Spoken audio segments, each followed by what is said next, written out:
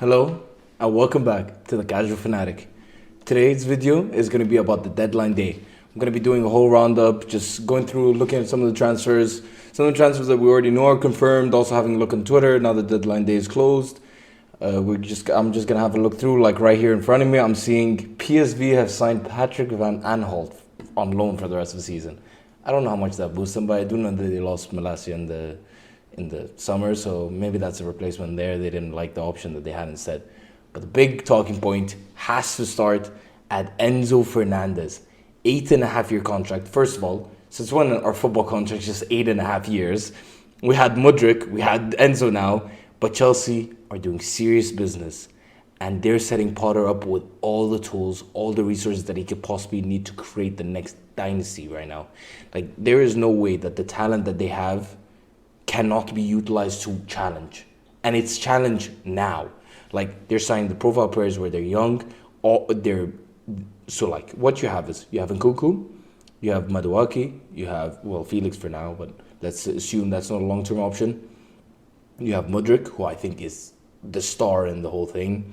Enzo now, that's your 6 and your DM replacing Jorginho so easily with an improved player, with a higher ceiling, and he's 21. Perfect signing. You have centre backs coming in. You got Badeshile.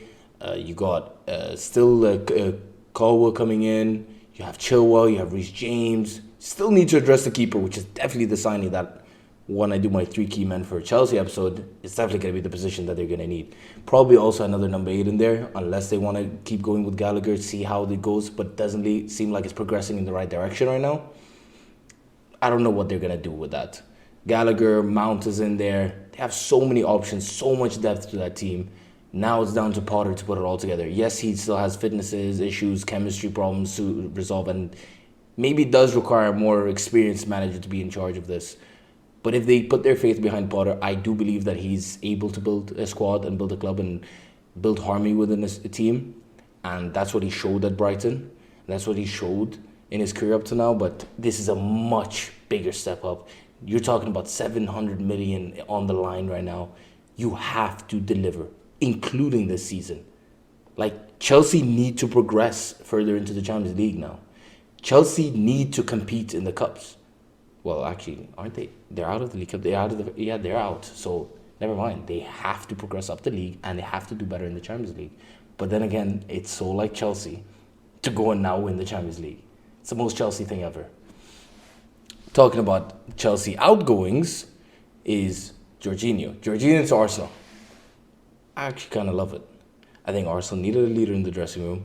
I think Arsenal needed someone who could come in and give Xhaka and Partey a rest. More so for Partey, I feel, or in a system where he maybe wants to play a double pivot, maybe a game where he wants to keep the width with Tierney, and that way Zinchenko wouldn't have to come inside and link up, and you would instead have Jorginho in there. Jorginho also similar traits to Zinchenko in the sense of his press resistance, the fact that he's very well coached, he's able to make the right decisions, he's composed, he keeps it very conservative with his passing, doesn't go for the crazy long range passes, doesn't try to thread the needle too much. He's an okay line breaker, but the main thing is he's like a beta version of Busquets. That's very generous to say it, but he contests duels well. Yes, his numbers are higher than Partey right now, but those discrepancies are also due to where he's playing. Same as how you usually see like James Tarkowski leaving in blocks, but that's because he's playing for Everton that are facing a lot of shots. So similar thing with Jorginho, but he does get interceptions. He reads the play well. He's very fit. He's always running for the rest of the game. He can play many games in a row. He doesn't really get injured. He's honestly a good signing for that price, for the experience that he'll bring, and he isn't in the age bracket of like 33, 34, 35. It's a little bit shakier. But at 31, which I think he is, it's a good deal.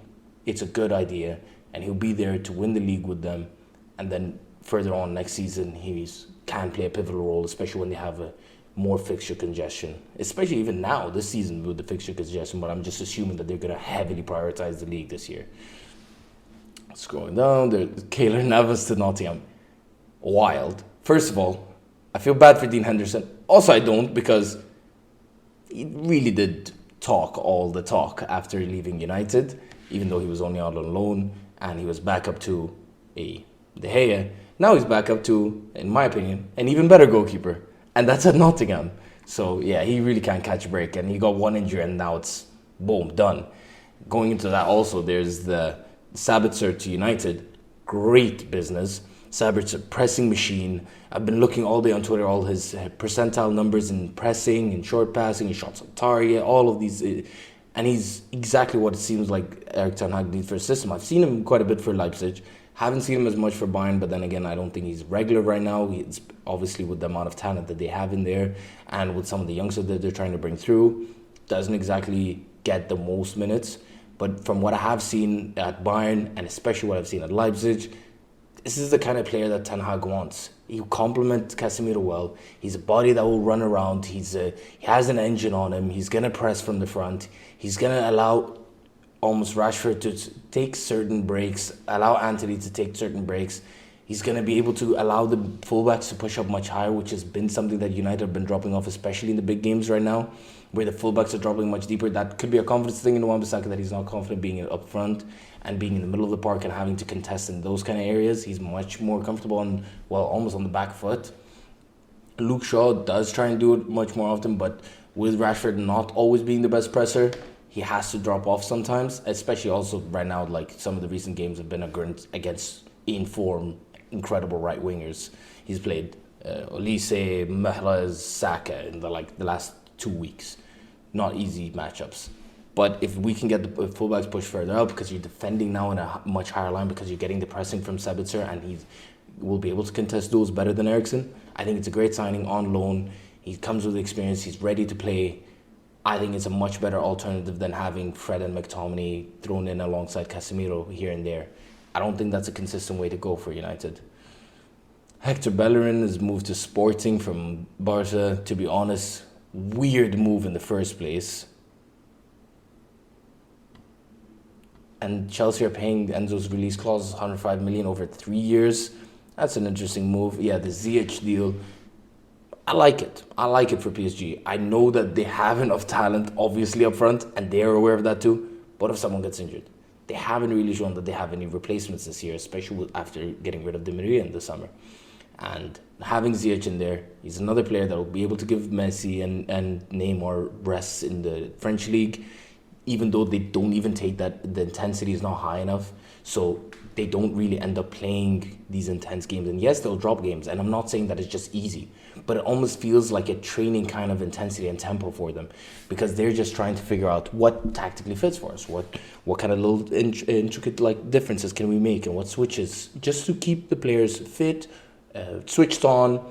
But I think that lack of intensity there that they face, even though there are tougher games in the French league, it's not that it is a weaker league, but there's talent in there.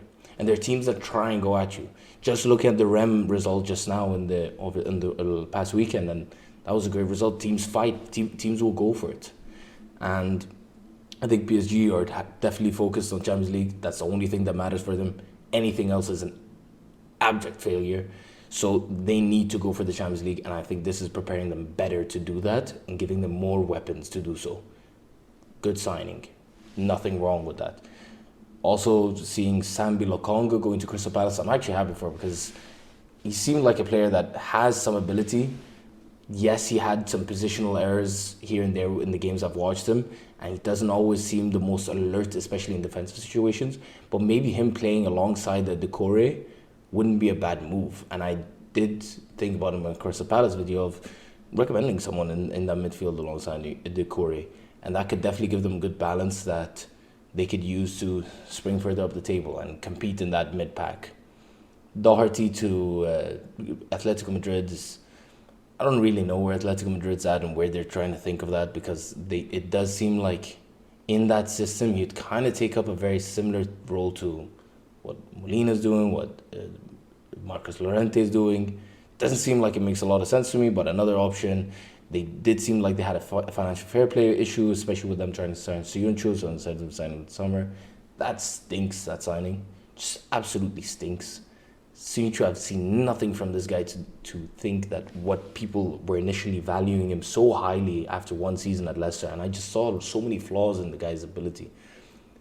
there's not a complete centre back there that I would even be thinking about, especially not for Atletico.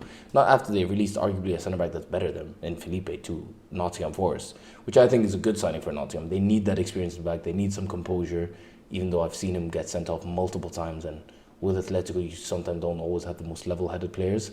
But what you will have is you have a fighter, you have someone who's spirited, someone who can rally together the guys at the back, especially what I've been talked about in my Nottingham video, which is sometimes what you see is they'll concede one and then the floodgates open. But adding experience of Keylor Navas, adding the experience of Felipe, I think Nottingham are going to be more than fine. These are astute signings, smart business. I think they'll be more than fine to survive. Another team that are making moves, I don't have as much information about these guys. I have seen a little bit of Hamid Traore at Sassuolo this season, and he could be an interesting player for Bournemouth. They need those kind of players right now. They've signed, I think, 6 now in the January window, and that's definitely what they're going to need if they're going to compete. If anything, it's more of an idea of we need to put as many players as possible in there with our limited budget and just see if anyone has a spark of talent and just go with that. And maybe now we can see the end of the 4-4-2 at Bournemouth. Maybe they can get more tactically challenged. They can try something new, you know. They can be more risk-averse. Be less risk-averse. Southampton, yeah, I saw that they signed Onuachu, the huge 6'7" striker in Belgium. He's definitely someone I've seen over the last few years, not as a great footballer, just the pure size. It's always interesting to see that. There's been quite a few moves, like many more moves than I thought there would be on a January transfer deadline day. And to be honest, Liverpool, again, we're seeing the same thing all over, which is that Liverpool want Jude Bellingham. And it does seem like that's what they're vying for right now. That hopefully you think that Chelsea are now out of the running for any other midfielder, especially after spending 700 million this year. But then again, I low-key believe that Chelsea actually could use Bellingham to be alongside an Enzo. And that would be the most disgusting midfield in the world for like a decade. Maybe Betsy could talk to that with Pedri, De Jong, and Gavi. I think over time, especially if you can find the right way to make them fit. Similar thing to what they did in like the Super Cup, like having Gavi as a left-wing option and having him create in a like inverted winger position. I think it's something that Spain utilized with Iniesta, utilized with David Silva, and I think that's definitely something that Gavi could be formed into, and it would also give them more pressing from the front, especially with playing Lewandowski there. I think that's a good idea. Did Southampton decide Suleimana? I think that's a good move. I watched him in the World Cup. I watched 1 or 2 games for him at Rennes, and he seems direct. He seems aggressive. It's what Southampton need. They need way more than this. They definitely need a winger. They definitely need another midfielder. Check the Ibrahima Diallo, one of the worst players I've ever seen. This man is not Premier League standard. And then he kept persisting, especially tonight, with a double pivot for no reason. It made no sense. It was him and Lavia, almost like the manager was surprised. Oh, I have Lavia back. Oh, I should play him. Oh, do I remove him? Oh, no, but he's usually play. And it just seemed like they're doing the same job. They're looking for the same angles. They're trying to carry the ball out from the same place. The build-up play was so slow, so jolted. They should have brought on an extra wing way earlier, especially in someone like Mara, who I have seen a little bit moments from here and there. There's some spark, there's some talent there. It hasn't been properly utilized, but that's someone I would have brought on way earlier than they did. Joe Ariba came on and tried the couple passes, but he was too slow with the decision-making, and that's why I think overloading some of the wing areas and getting in some proper crosses, because they struggled so much to deliver anything on both flanks. And I actually rate Perrault. Perrault, I think he's a solid player, and I think he's a solid left back. I think he's a good signing that is definitely contributing to them right now. Harry Souttar has joined Leicester on a permanent deal from Stoke City. That's an interesting signing. The huge Australian had a good World Cup. Always risky signing off the back of a World Cup, but something interesting. John Joe Shelby has gone to Nottingham Forest. Sure, the scout network says, hey, who should we look for? Oh, Keylor Navas, world-class goalkeeper. He's back of a PSG. There might be an availability there. Good signing, right?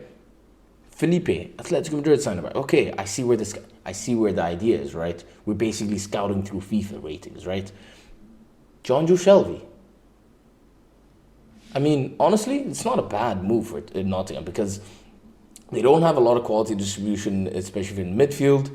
I think he would add that. He does have that in his game. He does have a good passing range. Given the fact that if they go into playing like a five back or they play very defensive with the blow block, having his passing ranges in transitions, you saw it even against United. Morgan Gibbs White and Brennan Johnson especially can be dangerous in transitions, and if you get a 1-year in on that as well, I think that there could be something there. And I think Nottingham, these are great signings. There's an idea there. I like what Nottingham are doing. I like the direction they're in, and I think they will be in the Premier League next year again. What other interesting signings are there? Because honestly, a lot has happened today. The main one, of course, is Enzo Fernandez. It's an insane signing. PSG. Oh, wow. Apparently, the Ziyech's deal is off. Well, I guess I still stand by what I said, but it's wild that this has happened. What is the reason? We're sent back, not registered in time. Okay, I guess that makes sense, but interesting. Usually it doesn't happen. Well, the last one was the famous one, of course. Oh, this was the famous one with David De Gea, the fax machine. Sure, we were using fax in 2016. Pedro Porro joins Tottenham. I think that's a great move. But why are we signing long-term fixes and players when you don't know who the manager is going to be? It doesn't seem logical to me. I think going for loan options that Conte would have wanted, someone maybe that he's managed before, get him in there for the rest of the season, try and compete for that top four. That would have been a much more logical option to go for than signing someone like Pedro Porro, who's a long-term solution. But what if the new manager comes in and that's not who he wants? That's not what the player profile he was looking for. That's not what fits. Now you spend money again on someone who the new manager doesn't like. I think it's just bad decision making from Tottenham all around. I think he's a talented player. I think he's a good player that's going to offer a lot of value to them. But that's if the new manager wants him, especially with Jed Spence also being around and on loan. What must he feel? That he never really got his chance. Maybe he's done something so horribly in the training that the manager's like, yeah, there's no way I can play this guy. But from what I saw from Jed Spence last season, there looked like there was a player there you can build on. Not just to send him out on loan right now and just get rid of him and now bring in a new guy that's in Pedro Porro, who I think has a lot of potential. I watched him quite a bit for Sporting, and he looks really good, especially in the Champions League. I watched all of Sporting's Champions League games, and he looks like a good player. He has good delivery, he's good technically, he gets up and down, he plays right now in the Conte system, he fits, because he will fit in and take Emerson Royale's spot immediately. And I think that would be a great move for them. It's just, long term, is that what the new manager wants? Does he have the defensive attributes to be able to play in a back four? What if that's next to a Christian Romero, who usually plays on the right side of a back four or a back five? Is that too aggressive a centre back for Pedro Porro to be able to cover like that? I don't know. Those are things that I don't know if Tottenham really looked ahead at. Cedric Soares signing for Fulham, I don't know if I love that. I mean, he could go in and deputize both fullbacks. Solid idea, especially with Fulham not having the most depth. Not the most thrilling signing, let's say. What are the signings that we're looking at? I'm just scrolling through the timeline, just seeing any other interesting signings. Yeah, not really much else crazy things happening around the league right now, or any of the leagues. Skriniar, of course, not going to Milan, not going to PSG, but apparently has intentions of going in the summer. Shame. I thought he would be a great signing for Tottenham. Not that I want Tottenham to get better, but just to match what I was recommending to them. I think he'd still be a great signing for them, and I don't think they should abandon going for someone like Skriniar in the summer, especially the Premier League attraction with the money. But it is tough to compete with PSG if they're going to give him anything sort of like a starting role that they're promising him. It's going to be hard to compete with whatever they package together. Chelsea sending more players on loan as usual. Yeah, I saw the Thorgan Hazard one earlier, him going to PSV on loan. I've seen a bit of him. I don't think he's the best player. I don't think he's has the highest ceiling. I don't think he has the most quality, but he's definitely someone like a Bournemouth could have looked at. Someone like, who else could have looked at him? Maybe Leeds adding in another attacking option. There's a couple of teams that Southampton could have looked at someone like that. They did sign Orsic, so maybe that's not exactly the best move for them. But those are players that I would definitely recommend for these guys to look into, especially getting these loan options. Sofiane Amrabat didn't get the move to Barcelona, which I didn't think it would, because if they still have money, there's some crazy, sketchy stuff going on here, because that doesn't make any sense. How is Barcelona still signing players after pulling a million levers? Like, we can't just keep pulling levers. Yeah, just spent to Rennes. I think it's a good move for him. Get some play time. You don't want to be sitting for just years and years just doing nothing but getting out on loan. It's not ideal. Keep seeing, of course, the main stories. I say that didn't end up moving, but that made sense. I didn't expect him to be able to complete that move, not in this period of time. Overall, that looks like the main stories that we have from the deadline day. Some interesting moves. I think the Chelsea signing for Enzo Fernandez has stolen the entire show. I think Arsenal and United have made sensible signings, maybe not needle movers. I think Jorginho is going to help Arsenal in the season, but I don't think he really alters the outcome that was going to happen regardless, which I do believe Arsenal will win the league. And if they weren't going to win the league, I don't think he's going to be the difference maker to stop that from happening. For United, I think Sabitzer replaces Eriksen in positive lights, but there are also negative parts, which is his quality and passing ability does drop a lot when he's under pressure and when he's in tight spaces, which is the exact opposite of Eriksen. He doesn't have the passing range of Eriksen. His percentiles for his actual pass completions, his attempts, progressive passing isn't at the same level as some of his pressing stats, some of his attacking shooting stats, because a lot of time he has played further forward in these systems. But a lot of time for United, what's happened is Casemiro's been able to push wide and help out fullbacks and cover in those areas, and then Eriksen kind of drops into a deeper role and is able to play the anchor and spread the balls and spread the play, which I don't think you would be able to get out of Sabitzer. I still think it's a good signing, but the big show signing is Enzo Fernandez. How do Chelsea now play? You have Enzo, you have Mudryk. I'm not even going to start naming these Chelsea players. I talked about them in the beginning of the video. I think Chelsea is going to be the most exciting team for the next 6 months. See what gets put out. Do we even see the same 11 once for the rest of the season? This has been the Deadline Day Roundup. Hope you guys enjoyed. I want to do more videos like this where I'm just walking through things. I'll maybe screen record a couple things, go through some stats, similar to how I do with like the snapshot. I think it's fun just getting my first initial thoughts on things, what I think of off the cuff, and let me know, please comment, like, and let me know if there's anything you want me to do, any new videos, any ideas you have. Do you want me to continue some of the series? I'm definitely thinking of continuing the 3 key men. I'm getting some new graphics, thumbnails to put up, maybe make it more presentable. So let me know, reach out in the comments, and see you on the next episode.